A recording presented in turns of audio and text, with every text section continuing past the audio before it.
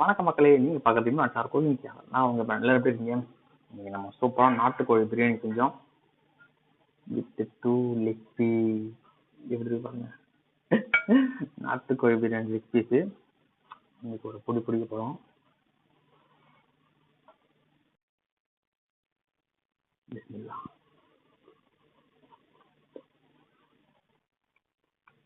வேற லெவல். நம்ம பிரியாணி நம்மளே சாப்பிட வேற லெவல் சொல்ல முடியும். வேற யாரும் கிடைக்க மாட்டாங்க நம்ம பிரியாணி கொடுக்கறதுக்கு.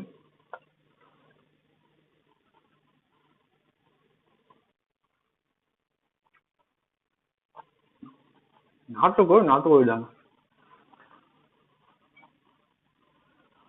அதோட ஃபிளேவர், அதோட டேஸ்ட் தண்ணி ரகம்.